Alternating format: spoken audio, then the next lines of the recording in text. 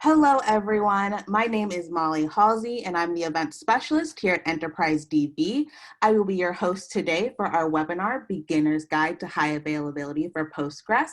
I'm joined today by Mark Linster, Chief Technology Officer, and Vibhor Kumar, Chief Performance Architect. Now, before we get started today, I have just a few housekeeping items I'd like to go through. This presentation is being recorded. We will be sharing the recording along with the slides after the broadcast. The lines are currently muted. If you have a question, please feel free to submit it in the question panel. Today's session is scheduled for 1 hour.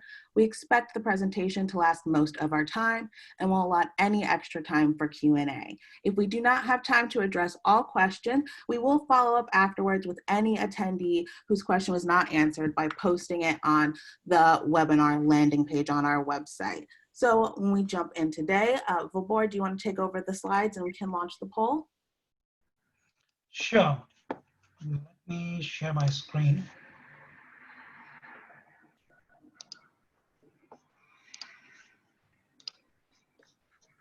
And let me go into the presentation mode. All right. Perfect. Coming up just, can you see my screen? Yes, we can. So our first poll today, I'm going to launch it now. It's what high availability management tool do you use for Postgres? The options are Replication Manager, EDB Postgres Failover Manager, Patroni, Stolon, Operating System Clustering, Custom Scripts, or none. I'm going to give everyone a little bit of time to vote. We've already had about 23, 25, 30% of the audience voted within the first 30 seconds. We're going to give it just a little bit more time, give everyone some time to vote before we reveal the results.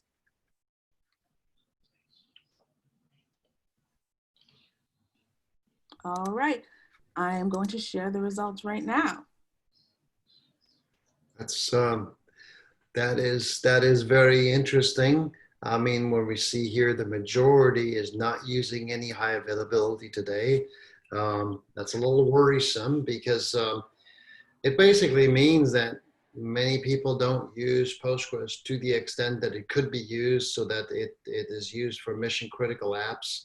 We see a lot of people today using Postgres that way, so that they get, 3 nines, 4 nines, some people even claim 5 nines with Postgres, and that obviously requires some kind of a high availability infrastructure to do that. For the rest, I mean, Rep Manager is very popular. We've known that from Second Quadrant. Obviously, as we're probably talking to a lot of EDB users here, having EFM be popular. So that's very interesting. And then, Patroni and Stolon very low, and that's expected.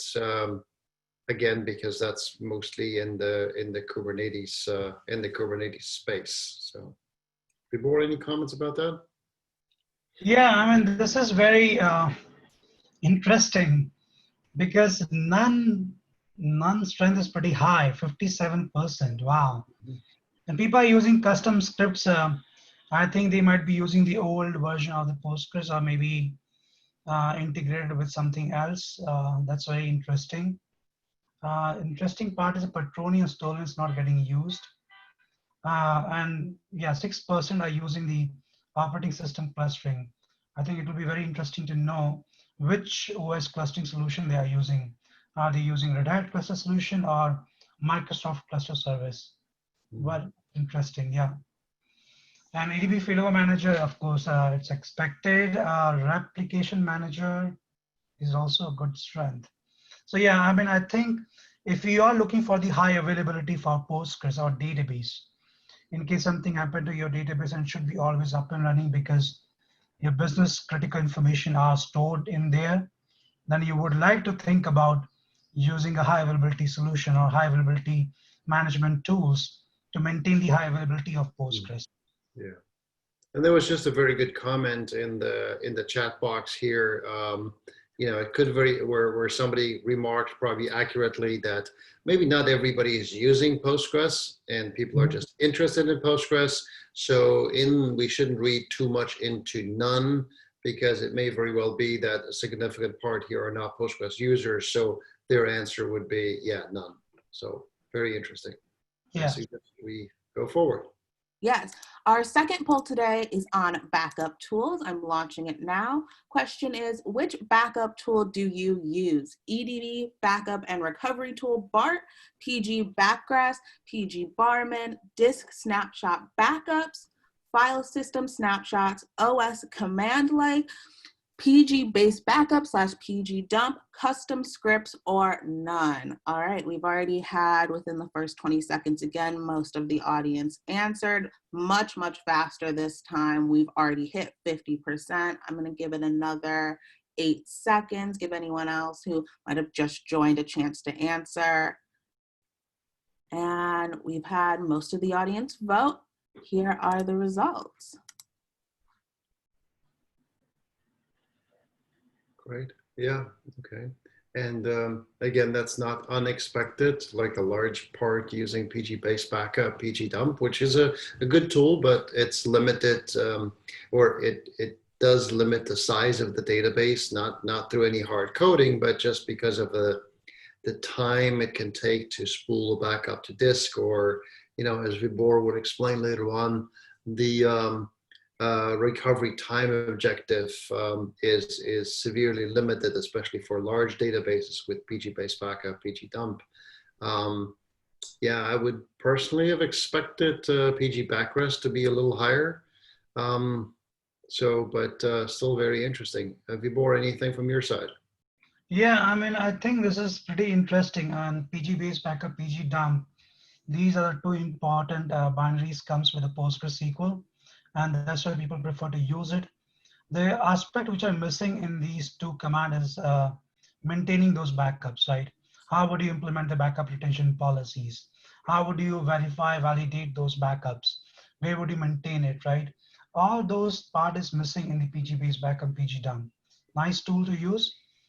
Custom scripts, I'm not sure exactly. I believe they might be using pgdump command inside the custom scripts, or maybe some other binaries to get the data.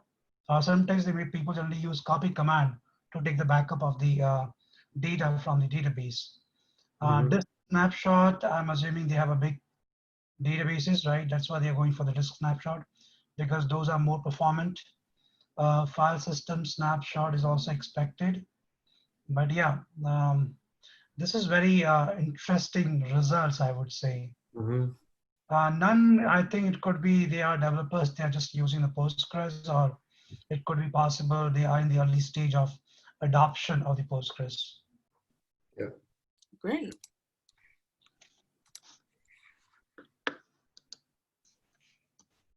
All right, so.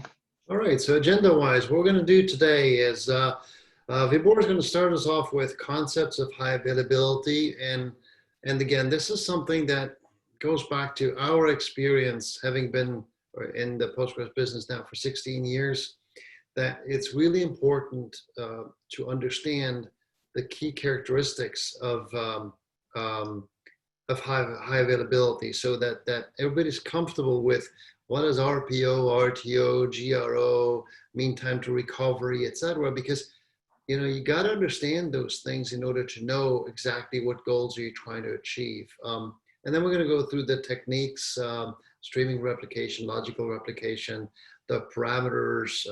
We're going to talk a little bit about EDB Failover Manager as a way to manage, especially the detection of errors and then the reaction to errors. And then before we get to questions, I'll just briefly talk about Enterprise DB and give you a little bit of a background as to, why we feel confident in making these recommendations. You can see that, the customers that we work with and what Gartner and other companies are saying about us. And then at the end, we'll hopefully have at least 10 minutes for questions. And as Molly said before, we'll answer all questions in writing and post them on the webinar homepage together with the slides. So Vibor, on to you. Thank you, Mark. All right, so let's start with the high availability concept. As you can see, this is the one definition which we got from the Wikipedia. And if you Google about the high availability, you will get a lot of information around the high availability. But in reality, high availability is just only a characteristics of a system. When I'm saying system, it could be a one machine, or it could be a cluster, or it could be a platform, right? So it's a characteristic of the system which actually ensures the SLA about whatever you're committed to your customer and operational performance. It generally means the uptime of your whole system, uptime of your platform, so that people will be able to use it. And the key principles behind the high availability are three. One is, first is to think about eliminating the single point of failure. In case something happened to your system, there should be a mechanism or a capability in the system itself that should be available immediately. Second, there should be reliable crossover. When I'm saying reliable crossover, in the sense there should be a system, another system or backup system which can take over on the primary. And again, there should be a automatic way of detecting those failures and performing the failover or making the services available for your users. So these are the three important key principles of the high availability. Now, in the high availability, there are other two concepts which are very, very popular. When people talk about the high availability, they also try to share some more detail, like how much downtime they can bear. Mainly, there are two types of a downtime. One is called scheduled downtime, and second is called unscheduled downtime.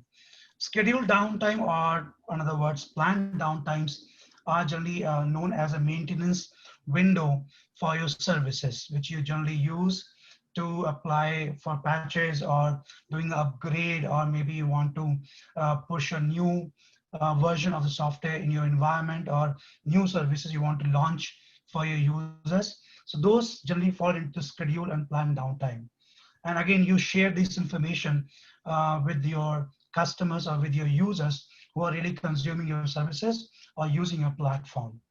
Other one is called unscheduled and unplanned downtime. This is generally happens when something happened to your system or your services, like physical failure, like hardware failure you can think about, or software failure in case you have a specific bug in your software due to which your whole system got crashed.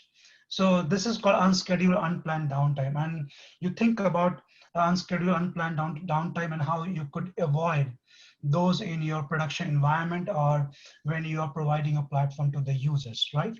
So these are the two important downtime you would like to think about.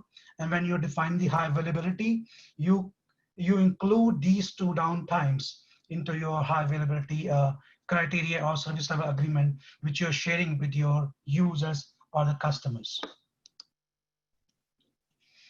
So generally, all these high availability, right, it gets calculated in the percentage, or generally a percentage of the uptime, right? How much percentage of the uptime you're going to show to the users. So generally, it gets calculated in the number of nines. Like for example, here in this table, you can see 4 nines means you're assuring that you will have only 52.60 minutes of downtime in a year, making sure that your system is always available. 99.99%, right? In the same way, when you talk about 4.5 nines or 99.995%, in that case, you assure your customer that there will be only 26.30 minutes of downtime in a year, which is again 2.19 minutes.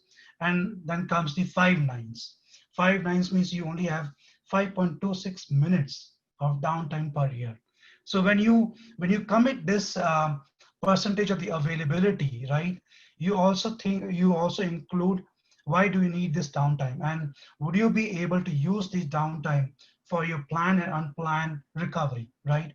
Plan in the sense you're applying the patches and still you're maintaining the availability of a system or the platform for your customers. Very interesting concept, but yeah, this is the way we measure it, and this gives you an idea exactly how much downtime you have in a year or per month basis or by week.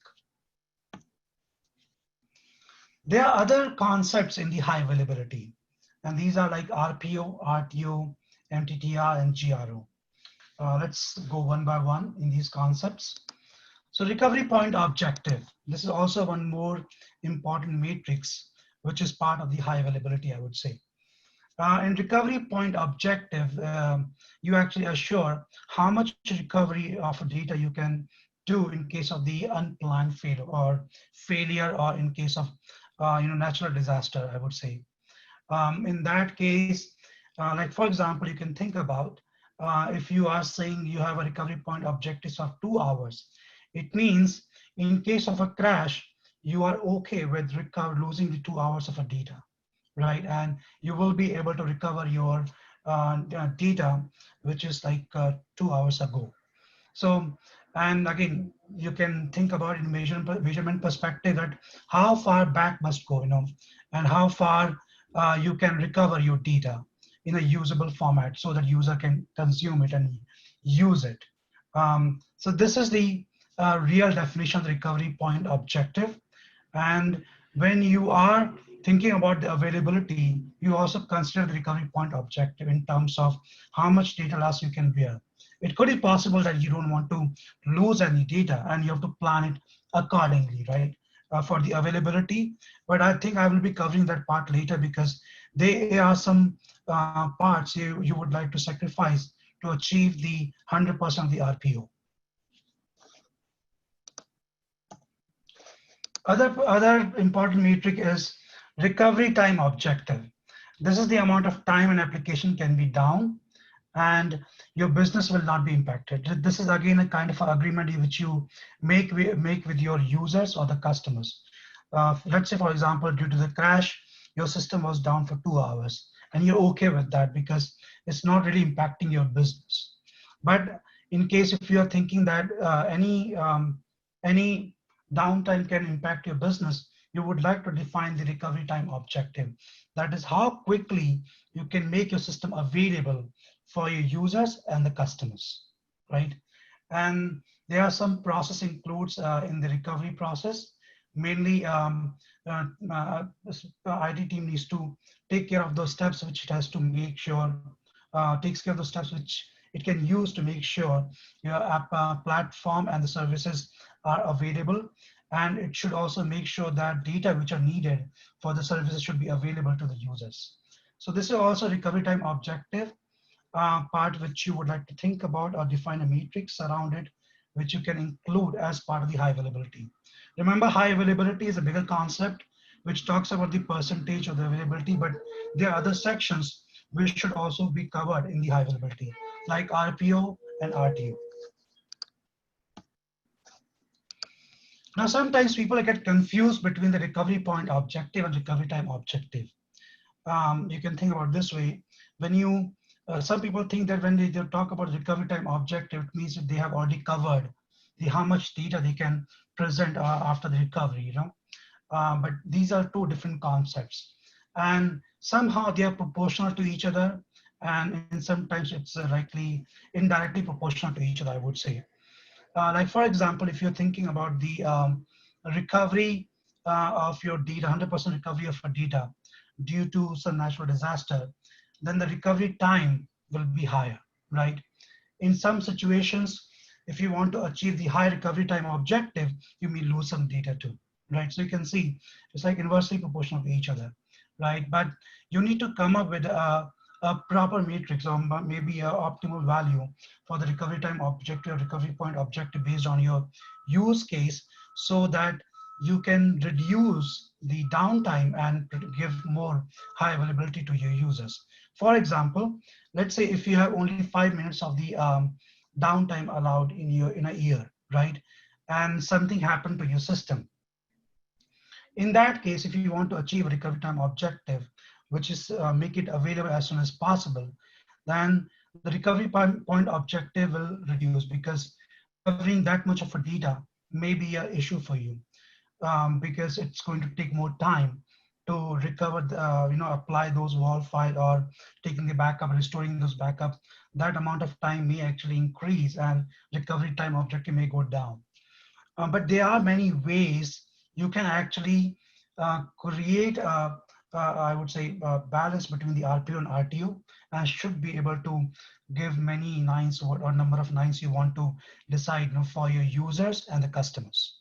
Yeah, and I think we should also say here that RTO is not just influenced by replaying the backup, right? You can optimize these numbers also by having read replicas.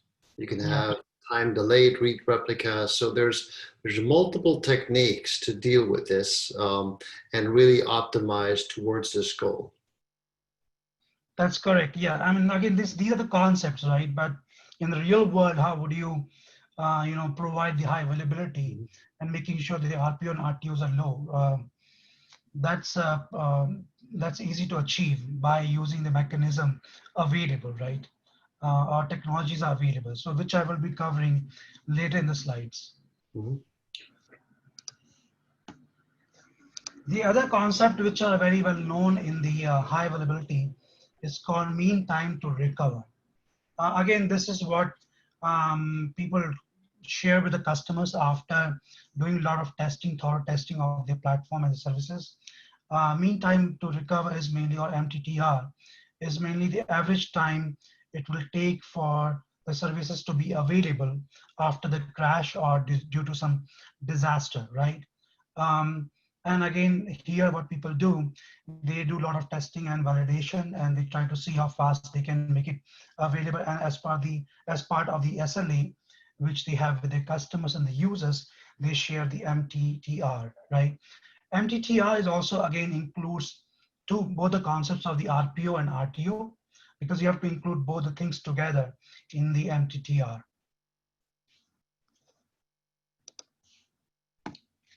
The other concept is called Geography Recovery Objective, GRO. You can think about this way, that in case something happened to your one data center, how much time would you take to make your service available in the other geography or in another data center, right? And that GRO is also crucial for your high availability, because moving the services from one data center to another data center takes a while, and you need to plan it properly. And that's again becomes the part of the high availability. So when you talk about number of nines of your services, it actually covers RPO, RTO, MTTR, and GRO, all these items, all these matrix, and you provide a 1% of the availability of the system. So all these are the concepts, right? Now, how these concepts are going to get mapped into the Postgres world. Again, Postgres is one database technology, right? And when we talk about 5 nines, 6 nines, and when we talk about increasing the recovery point objective and decreasing the recovery time objective, how would we actually can achieve with the Postgres? So let's start with the high availability 3 principles. Eliminating the single point of failure, right? That's a key thing, because you don't want to have a situation where one of your machine is down and that resulted into the whole service is down and user may not be able to access your system at all. That may actually result into the failure or availability of your business, right? And eliminating the single point of failure is a key thing. And Postgres, there are many ways you can achieve that, right? Postgres out of the box provides many capability. One of this is the wall shipping based application. So before we go into the replication part, just think about this way. You have a one system available and you have one backup system available, which is pretty much in sync with your primary system. And if the primary system goes down, quickly your secondary system should be able to take the load and provide the services to your users and the customers, right? That is the goal here. And that's why there's a concept called application, which is part of the Postgres. So in Postgres, you can have primary and secondary systems. Secondaries are nothing, they are replica of the primaries. So in case primary gets down, replica will be available for the users to serve the services. And you can achieve those replica using important 3 mechanism. One is called wall shipping based application, where you use the archive command or the capability inside the Postgres to ship the wall file to the standby or to the replica, and replica applies those wall file and maintain the data which you need at the replica side. They could generally, the wall shipping based replica or wall shipping based application is called asynchronous applications too. And the other one is called streaming replication. In a streaming replication, Postgres, again, the primary and the replica communicate each other. And replica use the wall receiver, and the primary use the wall sender to ship the wall file or make it available for the replica. It's much more faster than the wall shipping based application, because you can think this way that replica is streaming these wall files in real time and applying it. So the delay between receiving the wall file and applying the wall files is very less in case of the streaming application. There are two forms of the streaming application which I will cover later: asynchronous application, synchronous application. Again, based on your RPO and RTO, which one you choose, you can pick up based on whatever SLA you have with your customers. The third one is called logical replication. In the logical replication, the replica is not really a physical replica of your primary. It's just only receiving all your data in the format of WAL file and applying those data on the replica side. Again, it's a new concept. In logical replication, you can think about this way.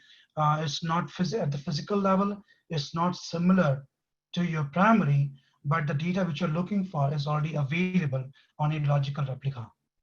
Right. Again, it's another mechanism. I mean, if somebody wants to take a session, it can be an hour of session or maybe more than an hour. There are a lot of capabilities inside the PostgreSQL. There are a lot of things which you would like to do it correctly to get the high availability using the logical replication. In this case, you can think about this way. The version of the primary and secondary can be different too. So again, it's a strong capability, and it can again reduce the lag of the data between the primary and the secondary.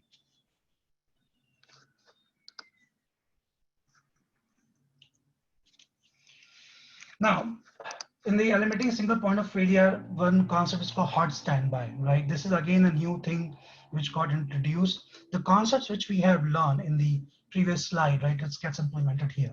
Hot standby is a term used to describe mainly the ability of the system which can actually serve the read-only queries while it being in the recovery state.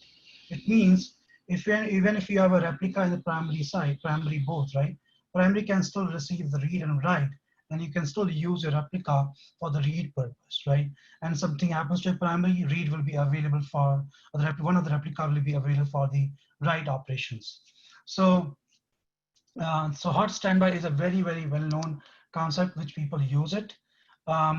Again, it's very identical to the primary system, and it mirrors the data. It allows the read operations for you, and it can quickly take over the primary role in case primary is down. People generally use two approaches to create a hot standby. One is called wall shipping based, which I've explained you, where you may have a system or you have configured your master or primary to ship the wall file directly to the standby just applying those wall file. And another way is called streaming, where primary and the replica both are communicating to each other and streaming the wall file in the real time. So this is the one example, one diagram which you can see how you would like to configure your hot standby based on the wall shipping. Here you can see we have a master, which is a primary server. It has a few parameters set. You can see there is archive command, which is mainly to archive the wall files of the primary server to a specific location. And on the standby side, which is your replica, you have a restore command, which you can use to apply those wall file. So you can see it's an asynchronous behavior. Primary is only shipping the wall file to archive location, and the replica knows the archive location. From there, it's applying those wall file, right? So asynchronous mechanism, wall shipping, this is also very popular, and people use it based on the use case or SLA which they have with their customers or users to provide the high availability of the Postgres.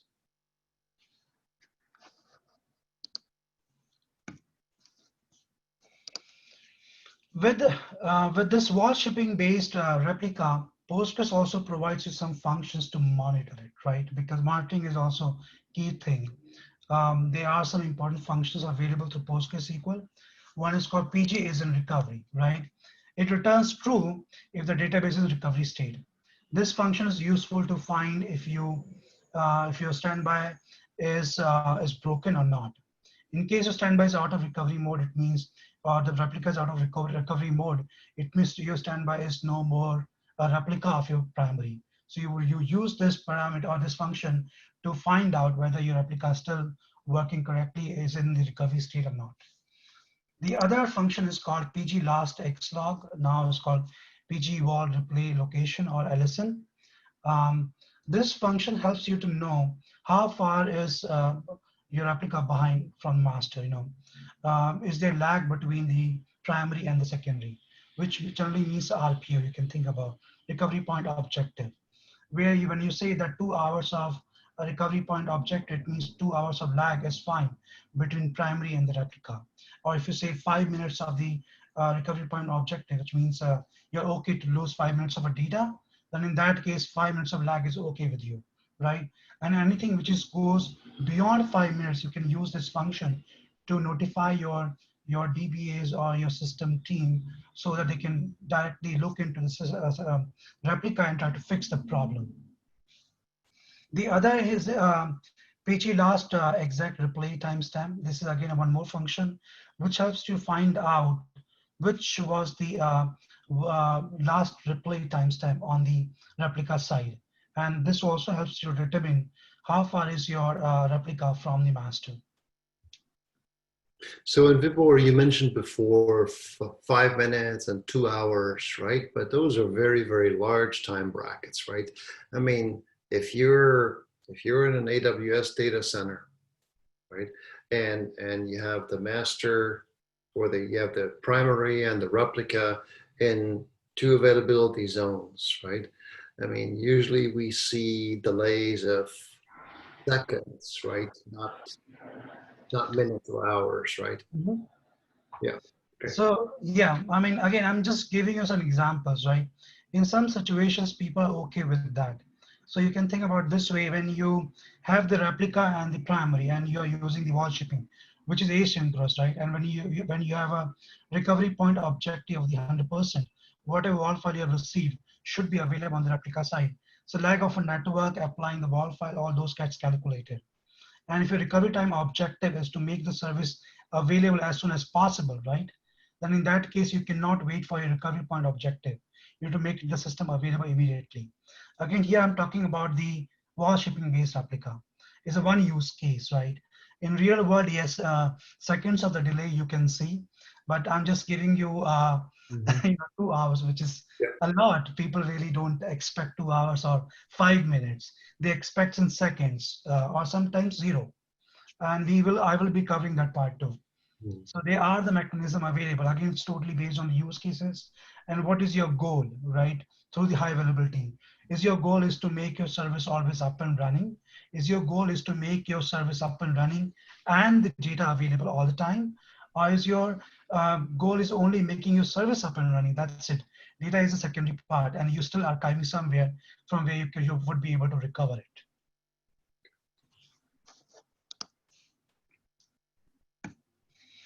Now this is the another called streaming replication. Here, new capability. Again, you can you can actually use a wall shipping based, or you can use streaming replication, another capability in the Postgres to create a replica. As I told you in the previous slides, right? The primary and the secondary both can communicate to each other, and they stream the wall file in real time. There are some specific parameters you would like to consider when you are thinking about using the streamer application. And these parameters are already available here, right? Like you can see max wall sender, max replication slots, all these important parameters. And you can see the stand in this diagram, the standby, which is a replica, is streaming the data directly from the master using a slot called physical slots. Again, this is one more concept which is past part of the Postgres. You can think about this way. Physical slots is a mechanism which gives some intelligence to the master, the primary, through which primary knows which WAL file it has already sent it to the master or to the replica, and which WAL file it has to maintain at the server level so that replica can ask and can be in sync with the primary, right? So again, this is some kind of intelligence which was built in using the physical slots. And I generally recommend people using the physical slots over wall shipping base or any other. So this is, you can see very easily configured. There's intelligence between the replica and the primary. They're communicating communicating with each other and streaming the WAL file in the real time. There are two formats you can, in the two format you can actually configure your streaming application. One is called asynchronous application, and second is called synchronous replication or synchronous streaming replication. As I told you, right, if your recovery point objective is 100%, you don't want to lose any data, right? You can go with the synchronous standbys or synchronous replica, and there's already one parameters available. In this case, what happens whenever primary is receiving any data or any insert, update, delete, it also makes sure that the data is also available on the replica side before giving acknowledgement to the application. So this is the way you can maintain recovery point objective and recovery time objective, which is, reduce the recovery time objective and again reduce recovery point objective. That is, you will have almost nearly zero data loss, and in case something happened to your primary, the replica will be able to take over the primary, right? So RP and RTO can be maintained very well in this case. But is this synchronous replica or synchronous standby is a solution for every use cases? I would say totally depends, right? Because with synchronous standby, synchronous replica, there will be some performance hit around the write activity on the primary side, because primary have to, in this synchronous standby, primary has to ensure that data is also available on the standby side, right? So you have to think about your use case, and based on that, choose the asynchronous or synchronous replica of your primary for the high availability. And I think the other part to also remember with synchronous replication is that if the standby and the primary would get disconnected, then the primary will stop committing transactions. So network availability is very important. Or you use more recent features like you have multiple synchronous replicas, and then you use a quorum function to say at least one or two of my synchronous replicas have to commit the transaction in order for me, the master, to say, okay, we now have it. So there's very advanced capabilities to do this, and I'm just bringing this up because in the chat somebody just asked about streaming replication in sync mode, where every once in a while the primary would freeze. Well, yes, that's what happens, but again, there are techniques to work around that, but you have to be aware that in synchronous replication, if the replica is not available, the master will just say, you can't do anything, right? Yeah. But in that case, and that's again pointing to the recovery point objective, right? If you want to have a recovery point objective, the 100% where you want to ensure that you don't want to lose any data, right? And your standby is not available, and primary is freezing, which is okay. This is kind of a notification alarm for your system people to go and fix that problem, right? So that you don't lose any data and you still maintain your SLA or recovery point objective. In case if you want to compromise with your recovery point objective, which is also okay, right? In that case, you don't need a synchronous replica. You need asynchronous replica. So you think about all those aspects. And again, this is purely dependent on the reliability of your infrastructure. How well is your network system, right? Because they are communicating over the network. So again, key items, key metrics, key things, and these are really mapped to the features and capabilities which is there in the PostgreSQL. There are, as I told you, in synchronous replication, there are some important parameters. Asynchronous, I've already covered that. In synchronous replication or synchronous streaming replication, if you want to configure, you have to set up one extra parameters. That is called synchronous standby names, where you mention the name of your replicas. Here in this slide, you can see a few examples. For example, first is called, again, this is a different format of setting the synchronous standby names. First one, any three.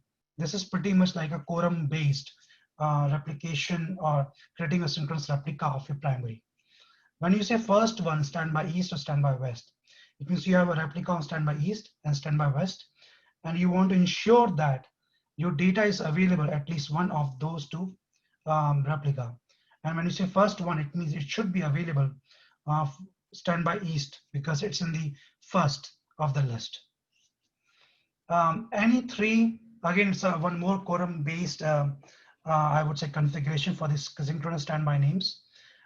When you say any three, you actually tells the Postgres to make sure that whatever data primary is receiving, it should also be available on the any three of these standbys or any three of the replicas.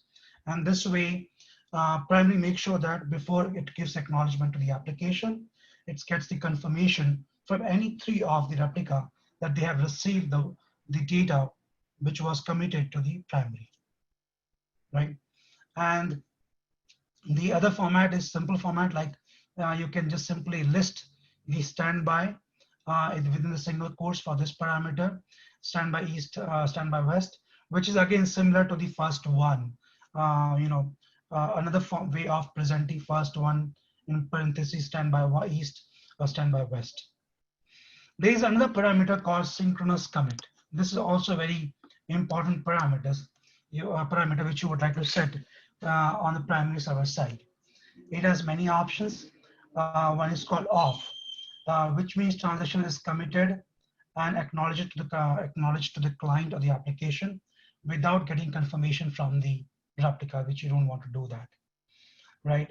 Local is again acknowledgement will be given to primary will give the acknowledgement to the application as soon as it commits the data locally, right? Again, data is committed on the disk, right? There is a remote write and remote apply, right? These are the two important, I would say, way of maintaining the synchronous replica. In remote write, what happens when primary receives a transaction, it sends the acknowledgement to the client as soon as the replica confirms, and it shows that the transaction is committed and written on a disk, right? That is a key thing. And the remote apply means what? As soon as the replica has received the transaction and it has applied the transaction, then only it's going to give a confirmation to the primary. And based on the confirmation, primary give the acknowledgement to the application that yes, data is committed. So when you're thinking about the creating a synchronous replica, right, you would like to think about the synchronous commit parameter and set it correctly, right? When you talk about the recovery point objective of 0 or maybe 100% recovery of your data, then you would like to consider about the remote apply, right? You want to ensure that whatever transaction you're receiving on the primary side is also committed or applied on the standby side. Again, when you choose or when you make a decision between these parameters, you have to think about the RTO and RPO both, remember, because and plus you would like to think about your use case too, because there will be a impact on the performance side. There will be slight impact because write activity now has to wait for the confirmation from the replica side.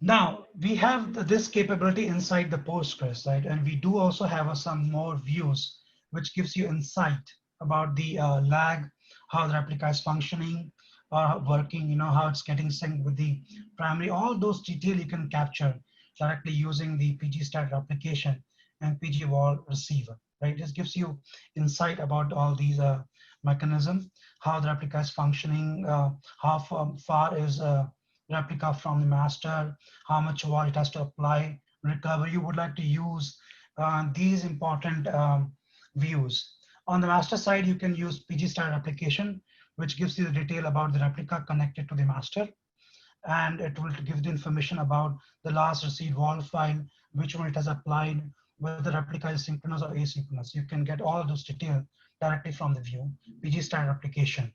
But in case you want to see how standby is behaving, we also have a view called PG wall receiver. PG wall receiver will give you the detail about which one is your primary, right? Primary information. It gives you the information about the last wall it has received, which wall it has applied. Those kind of detail you can directly get from the standby using this view called PG wall receiver.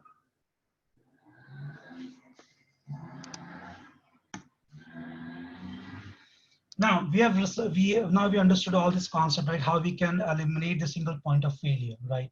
By creating a replica, and different mechanisms are available which you can leverage based on your use case.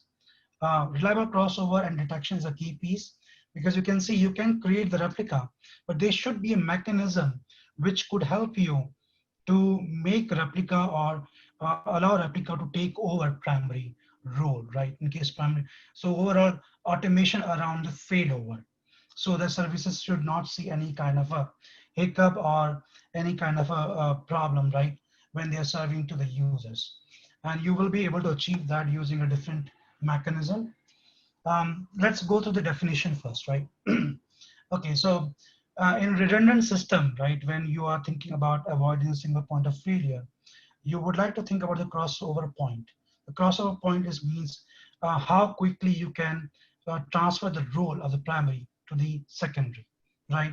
There should be a fault tolerant system which can automatically do the switchover for you, or avoid the failure by doing the failover or changing the role of the replica to take over the primary role, right?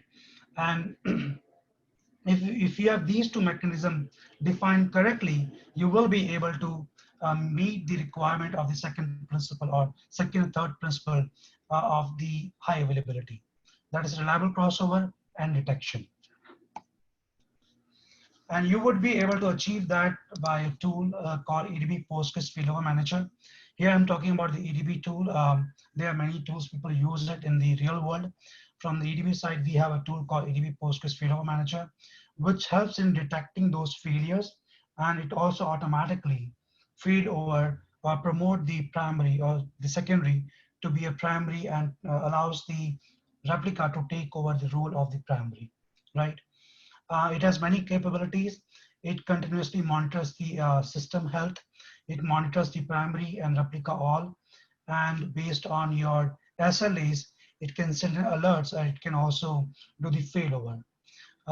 It also automatically fails over to the most current standby. It means it also watch the replica, which one is very close to the master, so that you can reduce the loss of the data.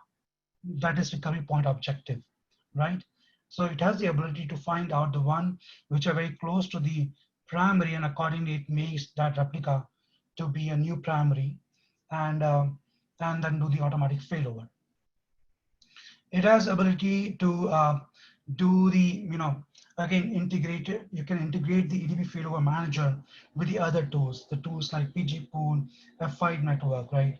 If you want to read out the connections in case the primary is down, you can use the EDB Failover Manager to pass that information to the load balancer, so the load balancer can automatically read out the connection to the new primary. And as I mentioned, that it's a highly tool which was created based on thinking through the many possible situation and scenario. One of the scenario was to how we can avoid the split brain, right?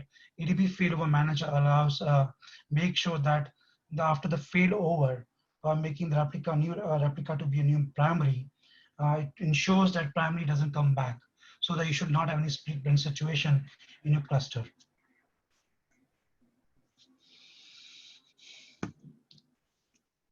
So here you can see one more representation of the EDB Failover Manager. You have a primary which is taking the read write. You have a load balancer which is single point of entry for your application, right? And this is the whole cluster is managed by the EDB Failover Manager. In case something happens to your primary, EDB Failover Manager will be able to promote your replica to be a new primary, and it can also notify a load balancer or PG pool that the new primary is on a different IP address. And this way, your application are still connected to the one single point of entry called your load balancer, and still be able to see the data available on the standby or replica after the failover.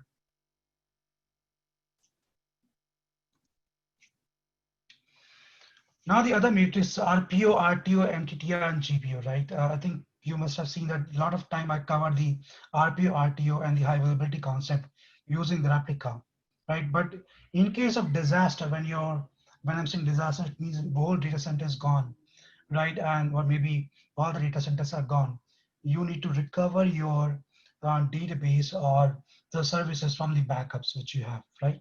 And there you need to think about using a different backup solutions, right? And EDB provides you one tool called backup and recovery tool.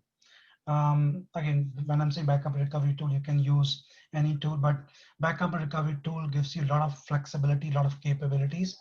Like, for example, it ensures that you should be able to restore your backup without any trouble, right? It gives you the GUI interface, it gives you CLI-based interface. GUI interface is available through Postgres Enterprise Manager. One backup solution which you can use it for multiple clusters, right? You can define what up to what level or up to what time you want to recover your database, right? You can automate the whole process using the backup and recovery tool, right? So using backup and recovery tool in case of the disaster, when your primary replica, everything has gone down, this is the worst possible situation, and you want to recover your data back, right? You can use backup and recovery tool to recover from that disaster. It also allows you to define your backup retention policies. It allows you how much backup you want to take. Backup and recovery tool also gives you incremental backup capabilities. So as we know that recovering a WAL file may take a lot of time, but with incremental backups, you can speed up the recovery of data, and backup and recovery tool has that capability. This is one more diagram. You can see how you can use EDB BART or backup and recovery tool. You can take the full backup, you can go with incremental backup, or you can archive the WAL file at the BART level. And in case you want to restore, right, you can define a timeline up to what time or at up to what point of time you want to recover your data. And EDB backup and recovery tool would be able to restore and recover your data. Now, with creating the high availability, monitoring is also a key part, right? Because you want to make sure that your services are up and running. In case something is going wrong in your replica and primary, you should be get notified and you should be able to take some actions. And for that, EDB provides a Postgres Enterprise Manager, which aggregates the performance and status data. It gives you overall health of your system, the whole cluster itself. It can integrate with the other monitoring system. Let's suppose if you're using PagerDuty, if you're using a Splunk way of notifying the users, you can actually use PAM to send those notifications to the PagerDuty, to the Nagios, or to other third-party tool which you're using to notify your system admin or DevOps or DBAs. It also allows you to, Postgres Enterprise Manager also gives the visibility of your performance of the system altogether. Like if you want to find out the lag between the primary and replica, you can easily find out those. You can also see the performance aspect of the primary too, right? Out of the box, PAM gives you 200 built-in alerts, which actually we thought through and we have added into the Postgres Enterprise Manager so that we can cover most of the possible use case of scenarios in which we would like to notify to you from the performance perspective, from the availability perspective of the system. This is the one diagram which you can think about. You can see Postgres Enterprise Managers in between, and there is an agent which is running on the replicas and master, and we also have integration with the backup and recovery tool, right? All those items can be easily managed through the enterprise manager. and user can have the visibility through a web user interface on the laptop or on the workstation. Now with with monitoring, these are the key aspect of the whole platform, right? We touched upon the part of the planned maintenance, planned downtime or scheduled downtime, which is also known as a maintenance window. A lot of people ask me the question around how would they like to apply patches or do a software update, right, in the highly available cluster while maintaining the SLA which they have shared with their customers. Um, and again, that's why I've included these important topics, the maintenance window or software updates. Generally, people apply the software updates because of the three important reasons. One is that they know there is some software issues which they want to fix. Second is that they found new patches also brings some stability to the software. And in case there is security patches got released by the vendor, you would like to apply the patches immediately, right? But applying the patches can result into the downtime, which may impact your high availability SLAs or the nines which you have confirmed to your customers. In that case, I generally recommend there are three strategies which you can follow. One is called all nodes patching, right? Based on the SLA agreement between you and the vendor or the customers, you can actually choose all nodes patching. In this case, what you do, you actually roll out the patches on my primary and replicas together, right? And you start the service immediately. Second is called rolling patching. In rolling patching, what do? You pick up the one node at a time and apply the patches. And this is the way you reduce the downtime window. Like you first start with the replica. On one replica, you apply the patch. On second replica, then you do a switch over, and then you apply on the old primary the patches, and then you do switch back. And again, the last one is called minimum downtime patching. In minimum downtime patching, you avoid the switch back. What do? You actually go with one node at a time. After, or maybe you can apply the patches directly on the all replicas, and then you do a switch over, then you apply patches on the primary. So this is called minimum downtime patching. And again, you can actually measure how much time it takes to apply the patches. You can think about this way: switchover generally takes few seconds, right? And with few seconds, you make your replica to be a primary, which has all patches applied, and the services will not see long disruptions. And it will be always be available for your customers and the users. And I think one very important element here, especially for people coming from other databases, is that Postgres for minor versions does not change its on-disk format. So patching really basically just means applying a new binary and starting, right? So that's why it's usually a very, very quick process, different from upgrades, so major releases, but minor releases, very, very fast. Absolutely, yeah. And yeah, that's the beauty of the Postgres community and EDB, right? Whenever we release the patches, all the patches are really a binary replacement. I think this reminded me one more thing. A lot of people believe that they can simply replace the binary while the Postgres is running. And that is also one more strategy which people think, which is not recommended at all. You can think about this way: could it be possible the libraries which you have loaded through Postgres and the disk library got changed, right? In that case, you may see some kind of a crash. So you would like to make sure that your first Postgres service is down, then you are replacing the binaries. And other aspect, from security aspect, you can think about this way: if you have a security alerts are created, or maybe security engineers must have applied those security monitoring systems on your production system, right? In that case, they do monitor the hashes of the binaries in the memory and the disk footprint. If the disk footprint hash is different from the memory hashes, then it sends the alerts to the users and try to shut down the services so that it can reduce the intrusion of the services or maybe hacking of the system. With that, this is the conclusion you can think about. In this webinar session, we have gone through the many important concepts of the high availability And we also mapped out those high availability concept with the Postgres capabilities and the EDB tools, which you could use to commit the nines which you are committing with as part of SLA. There are important design considerations you can have while you're designing your HA, like near zero downtime software maintenance, which I mentioned that different way of applying the patches. Think about the RPO, RTO, GRO. Based on that, configure your systems. So you can think about this way, you can have zero data loss, and you can reduce recovery time objective by using the synchronous replication. But is it really is useful for your use case? Think about that, and based on that, make a decision.